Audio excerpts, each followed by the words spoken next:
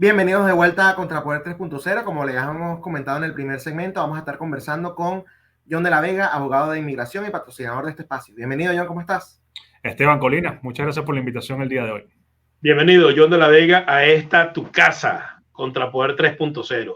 Gracias. Ahí se andaba quejando que, bueno, es su casa, pero no le dan la chaqueta que tiene Colina, ¿eh?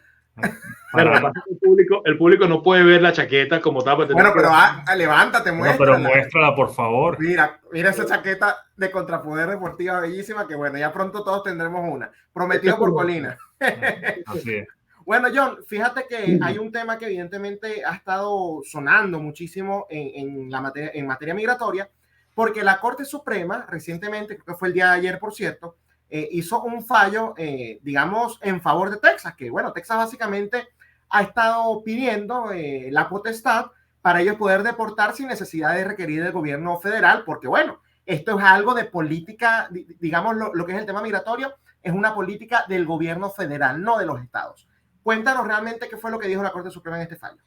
Bueno, ciertamente el día de ayer la Corte Suprema de Justicia decidió no continuar con la suspensión temporal que existía al lo que tiene que ver con la ley SB4, que es la ley que le da la posibilidad a jueces estadales en Texas de poder expulsar a inmigrantes indocumentados fuera del estado. Esa fue la información que tuvimos hasta alrededor de las 5 o 6 de la tarde y de pronto nos despertamos el día de hoy y nos enteramos de que un panel de la Corte de Apelaciones, en donde se encuentra en estos momentos el caso de la legalidad de la ley SB4, ha decidido continuar con esta suspensión mientras se decide el caso. Entonces, ayer la Corte Suprema dijo, mira, ya no vamos a continuar con esta suspensión, pero le dijeron que la Corte de Apelaciones decida lo que quieren hacer, si quieren suspender o no. Ellos son los que van a tener el poder en estos momentos hasta que por el caso se encuentra allí. Esa es la jurisdicción que existe ahorita, de la Corte de Apelaciones.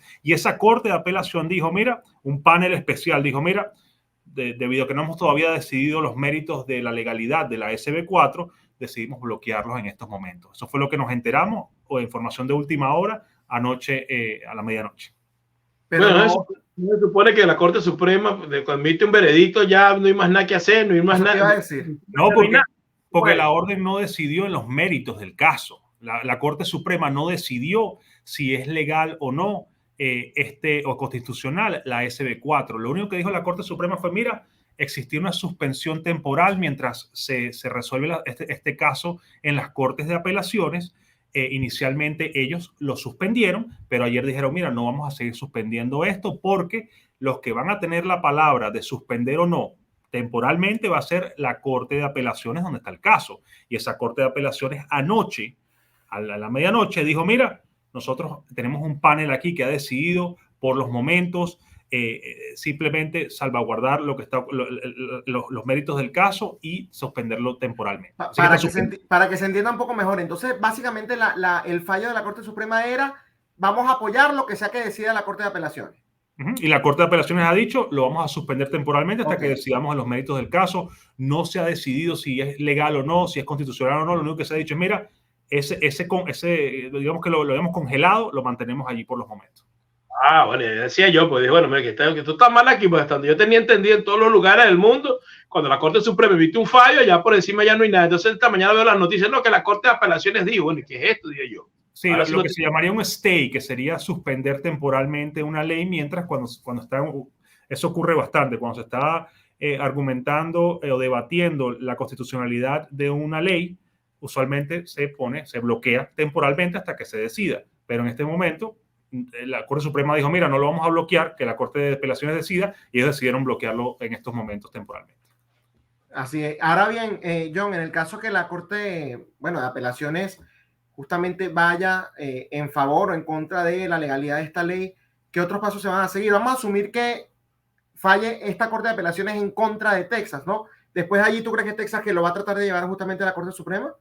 Se llevaría a la Corte Suprema y te puedo asegurar que va a llegar, porque esto nos daría un precedente legal vinculante de cuáles son los poderes que tiene un Estado para poder enforzar sus propias leyes migratorias o sus propias leyes que tienen que ver con la inmigración indocumentada o ilegal en los Estados Unidos.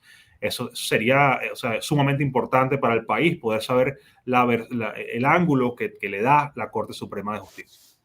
¿Y qué crees tú que podría ser, cuál podría ser el fallo en ese caso? ¿Qué crees tú que podría pasar?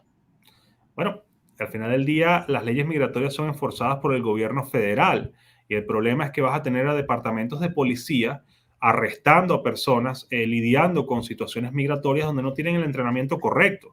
Ni los departamentos de policía no están listos para eso. También tenemos a jueces estadales, no de inmigración, que estarían literalmente entregando órdenes de expulsión de los Estados Unidos para que la persona literalmente se tenga que ir del país porque si no puede ser encarcelada. O sea, me parece que, aunque yo entiendo la frustración del estado de Texas y del gobernador, porque lamentablemente esta administración no ha sabido controlar los cruces irregulares, tienen que ganar elecciones, como siempre lo he dicho, tienen que ganar las elecciones presidenciales para poder decidir las políticas migratorias en los Estados Unidos. Ahora, John, hay un argumento respecto a lo que estás diciendo, porque es cierto lo que tú dices, el tema migratorio, lo dije yo al principio, es, digamos, potestad del gobierno federal. Sin embargo, la Constitución, tengo entendido, de acá de los Estados Unidos, de una u otra manera obliga, ¿no?, a los estados a hacer cumplir las leyes cuando el gobierno federal no las está cumpliendo. O sea, evidentemente se escribe para casos especiales, pero Texas puede argumentar, ellos no están haciendo cumplir las leyes del país, nos toca a nosotros. ¿Tú crees que eso puede formar parte justamente del argumento que utilicen? Sí, claro, y eso es el argumento principal que van a utilizar. El problema es que históricamente como que ambos partidos políticos han intentado no llegar a ese extremo. Como cuando hablamos el voto nuclear, creo que es el voto nuclear, ¿verdad?, que se dice en el Congreso, cuando de pronto el vicepresidente tiene que entrar y entonces decidir una votación. Históricamente se intenta no utilizar estas cláusulas de la Constitución, pero bueno, sí, en un punto que ha llegado tan polarizado el tema migratorio, capaz que sí sea algo que ya empezamos a ver, que empiecen ya a cruzar las líneas ambos partidos políticos. Claro, yo también he llamado a Esteban para que me informara, porque he estado más pendiente pues, de otros asuntos, por ejemplo, esto que tiene que ver con el tren del agua, del cual hablamos en el primer segmento. Y bueno, Esteban Hernández, pues, me desinformó, chico, me dijo, no, ya, listo, ahora todos los estados pueden exportar. No, mentira. No, hemos estado desde las 5 de la tarde ayer hasta el día de hoy en la mañana, así, mira, como si fuera un juego de tenis. Y entonces uno dice una información y de pronto a la hora, y de pronto me desperté. Yo no te desinformé, yo te hablé de la información que estaba disponible en ese momento. No, te digo, en resumen, para que las personas que se encuentren hoy en día viviendo en Texas, esa ley no va a ser enforzada por los momentos, porque ya el panel de la Corte de Apelaciones dijo, mira, no puedes enforzarla, eso no puede ser utilizado ahorita ahora, cuando es 20 de marzo. Lo que llegamos fue a la conclusión que por lo menos en Texas, bueno, podría ser relativamente fácil aplicar esa ley en caso de que la permitan. Yo no creo que la vayan a permitir, yo no creo. Pero bueno, pues es fácil porque está la frontera, pero en un estado como la Florida, si DeSantis quiere sacar un documentado de aquí, bueno, tiene que montarlos en un avión y mandarlos para la frontera. O sea, implica otra dinámica. Otro gasto, sí. Ya, o sea, por eso que no entendía mucho lo que estaba ocurriendo, pero qué bueno que lo pudiste aclarar. Yo no soy abogado, no soy juez de la Corte Suprema, pero yo creo que si eventualmente llega hasta allí, no van a permitir que eso se aplique porque le quitaría en cierta forma pues poder al gobierno federal desde mi punto de vista, pero vamos a ver qué sucede, aquí puede pasar cualquier cosa. Puede pasar cualquier cosa, y fíjate algo, John, para seguir en este tema, porque te comentaba por privado, la resolución o el comunicado que sacó el gobierno de México, cuando justamente tenían la información nada más de la Corte Suprema. El gobierno de México, y obviamente tú no eres abogado allá, pero igual me interesa saber tu opinión, básicamente en el comunicado dijo, nosotros no vamos a permitir o no vamos a recibir a nadie que Estados Unidos deporte del estado de Texas. O sea, ¿qué lectura le puedes dar a eso? Porque están pasando por México, ¿no? Y son ellos los que de una u otra manera están permitiendo esos tránsitos ilegales. De hecho, a través de México siempre pasan estas caravanas. ¿Por qué? ¿Por qué México reacciona de esta manera? ¿Y tú crees que tengan, digamos, alguna vía real en caso de que después se falle en favor de Texas para justamente evitar estas deportaciones? Sí, bueno, y al final del día, el transporte de personas expulsadas o deportadas de los Estados Unidos requiere de tratados transnacionales, de una complejidad de protección de derechos humanos, de protocolos. Y entonces, ¿qué piensa hacer el Estado de Texas? Porque el Estado de Texas no puede tener tratados bilaterales con México, porque tiene que ser al final del día el gobierno federal. ¿Qué es lo que va a hacer Texas? Simplemente va a abrir ¿cómo se llama? Las rejas que pusieron y simplemente van a lanzar a personas, mira, ya te fuiste, te vamos a sacar de aquí, o sea, ¿qué vas a hacer con ellos? Y además, como te dije, esos departamentos de policía locales no están entrenados para poder lidiar con personas en lo que tiene que ver con procesos migratorios, procesos de deportación. Así que, como te digo, yo no creo que esto vaya a lograrse o vaya a aprobarse si llega a la Corte Suprema de Justicia. No, bueno, ya lo de México a mí no me extraña porque ya el borracho de México, López Obrador, había dicho en varias oportunidades que ellos no iban a estar recibiendo y que la medida que estaba tomando el gobernador de Texas era completamente fuera de orden, de ley, porque él es un gobernador y él se había pronunciado en ese caso. Entonces, sí, yo estoy de acuerdo con John. Texas no es un país. Sí, él no puede tener relaciones. Bueno, ¿qué va a hacer? Se lo va a entregar inmigración. Y de paso, yo no veo nunca en los noticieros eso en la mañana, pero esta mañana, por casualidad, se me ocurrió, mientras me bañaba, porque tengo televisor en el baño, en la cocina, en todos lados. Secretos. Nos enteramos de algo de Colina que es bastante hermético. Nos enteramos de algo muy, muy interesante. Entonces, vi que un jefe de la policía de un condado, no sé de dónde, Carrizo, en Texas, había dicho que ellos no iban a aplicar eso de todas maneras, porque ellos no tenían lo que tú estabas diciendo, ni el entrenamiento, ni los recursos, y que ellos tenían que encargarse de otra cosa que está persiguiendo inmigrantes. Así que, bueno. O sea, que más que todo para este show mediático de lo que estamos acostumbrados, sobre todo en el tema migratorio, que todo es show mediático, todo, de lado y lado. Son falsas soluciones versus falsos ataques, ¿no? Y lamentablemente se ha convertido en eso. John, ahora sí para un tema un poco más, digamos, normal dentro de la materia migratoria. Me han estado preguntando varias cuestiones que, bueno, igual quiero conversar contigo, porque son casos, digamos, que pueden ser especiales, ¿no? La primera pregunta sería, ¿qué pasa con mi permiso de trabajo por asilo pendiente si decide desestimar mi caso de la Corte de Inmigración? Sí, ciertamente, y muchas personas hoy en día, ya sabemos que hay más de 2 millones de casos en la Corte de Inmigración y existe una herramienta en la cual la persona puede decidir cerrar administrativamente o desestimar su caso de la Corte de Inmigración.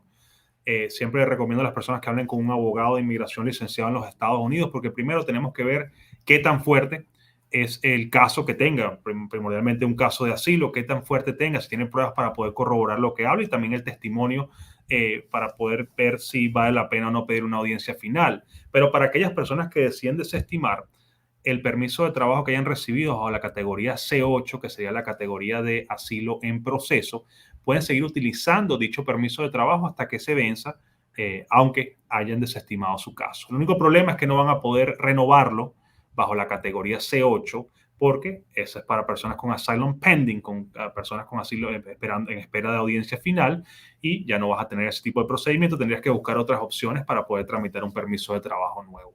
Y justamente cómo sería el proceso para pedir ese cierre administrativo por el caso de desestimarlo, yo no sé, ¿qué pasos se deben seguir, ¿no? Con el abogado, por supuesto, porque hacerlo Sí. solo, bueno. No, ciertamente el primer paso que sería protocolar sería poder hablar y negociar con la fiscalía. La fiscalía es la que tiene un poder alto de discrecionalidad y quieres que ellos puedan revisar el perfil migratorio y el perfil criminal y el background que tiene la persona.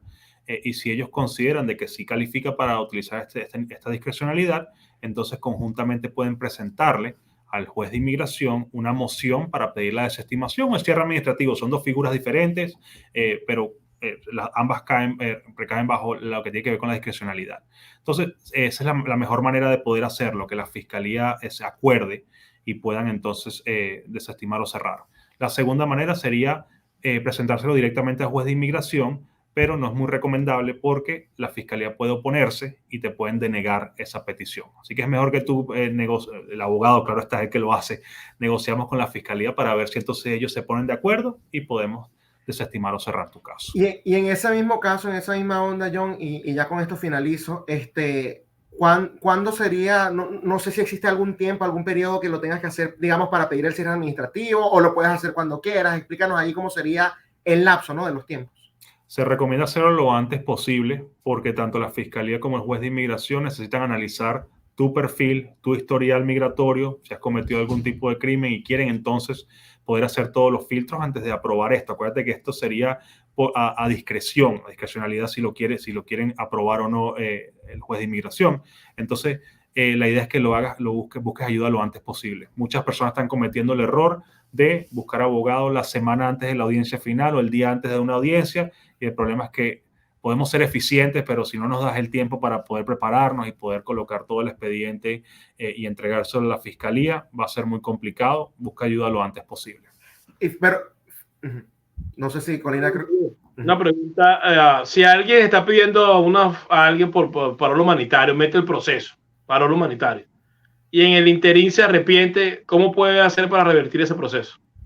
El patrocinador puede contactar al servicio de inmigración para abandonar esa petición de parol. Lo pueden hacer, no es que la persona está ya casada con esa petición y no puede hacer nada al respecto. Tú puedes contactarte, hay mecanismos con UCIS para que puedas abandonar esa aplicación y no tener que preocuparte de esa responsabilidad. Es así. Te quería hacer una última pregunta respecto a lo del cierre administrativo, porque vi que mencionaste mucho el tema de la discreción, ¿no? Del juez respecto a cerrar o no el caso administrativamente, el caso de asilo. ¿Qué elementos normalmente ellos toman en cuenta para saber si te lo cierran o no, John? Bueno, lo primero es te consideran algún peligro para la seguridad nacional o para la comunidad. Quieren ver primero la información si tienes algún historial criminal en los Estados Unidos o en alguna otra parte del mundo. Lo segundo sería tu perfil biográfico. Quieren ver si ya tienes lazos con la comunidad, si tienes un buen carácter moral, si has hecho las cosas de la manera correcta en el país. Claro. Eso es lo que ellos van a estar analizando. Y si tienes algún otro tipo de alivio migratorio fuera de la jurisdicción de la corte, digamos un TPS pendiente o aprobado, una petición familiar, algún tipo de visado adicional o certificación laboral, eso también le daría más peso a tu argumento, a tu expediente, para que te puedan aprobar una discrecionalidad por parte de la Fiscalía y el Juez de Inmigración. Bueno, por cierto, el abogado John de la Vega ha ampliado su abanico, pues, de actuaciones migratorias. Al principio se enfoca mucho en la parte que tiene que ver con los asilos políticos, también con las peticiones de asilo, por supuesto, también con los casos de TPS, pues que mucha gente también tenía la posibilidad. Entiendo que ya la posibilidad de volver a aplicar ya se cerró. Los que ya no aplicaron se quedaron por fuera, pero tuvo también una actuación importante, y entonces ha incursionado de manera muy efectiva en las certificaciones laborales, que es una vía importante, interesante para permanecer en los Estados Unidos. Así que los que quieran explorar esa vía, pues pueden contactar los servicios, pues, del abogado John de la Vega, que ha estado, pues, avanzando de una manera significativa y contundente en esta materia, y que yo realmente había escuchado que era una vía para mantenerse en los Estados Unidos, pero que no le había prestado mucha importancia. Así que a los que tengan y quieran explorar ese camino, pues ahí tienen, pues, la información del abogado de la Vega. Lo recomendamos con alta empatía. La verdad es que es una persona que ha hecho un trabajo excepcional, no solo como abogado, sino como miembro de la comunidad acá en los Estados Unidos. Bueno, excelente. Muchas gracias por la información. Gracias a ustedes. La mejor forma de comunicarse con el abogado John de la Vega, pues mucha gente no, que es por correo electrónico. Usted escribe el correo electrónico que está allí, manda su pregunta, manda su información, manda lo que quiera hacer, y la oficina o el abogado John de la Vega se van a comunicar con la persona que lo requiera. Pues mucha gente, no, es que llamo al teléfono. No, la mejor forma es a través del correo electrónico. Es la mejor forma como trabaja la oficina de John de la Vega. Le responden a todo el mundo, nadie se ha quedado ahí en azul, como diríamos en WhatsApp. Así que es la mejor forma de comunicarse con él, de preguntarle, y certifico que por lo menos en el 80% de los casos, el propio abogado John de la Vega, que parece una persona noctámbula, no le gusta dormir, pues es que responde y está pendiente de sus clientes. Así que escriban con toda tranquilidad, con toda certeza, con toda confianza de la interrogante que tenga, y estoy seguro que le dará la respuesta adecuada. Gracias, John. Muchas gracias por la invitación. Muchas gracias. Bueno, era el abogado John de la Vega, abogado de inmigración, amigo personal y patrocinador de este espacio, hablando, pues, del fallo de la Corte Suprema y la ley esa de Texas, y vamos a ver qué sucede con toda esta novela migratoria. En Venezuela hay una novela con el régimen de Maduro, aquí hay una novela migratoria que todos los días tiene un capítulo nuevo, y más dramático que el del día anterior. Se va en evolución. Deberíamos hay que proponer producir una novela, Migraciones. No tienen el mismo final, ¿no? No pasa nada, no resuelven el problema. Es así. Hay que comentarlo, hay que analizarlo. Esto ha sido todo por hoy en Contrapoder.0, el programa de la derecha, en Contrapoder y el Factor de Poder, que es el canal de la derecha y el canal de la información en YouTube. Nos vemos nuevamente la semana que viene a esta hora y por esta misma plataforma, que es Contrapoder.0, el canal de la derecha en YouTube, retransmitido en Factores de Poder, que es el canal de la información en YouTube. Hasta la semana que viene.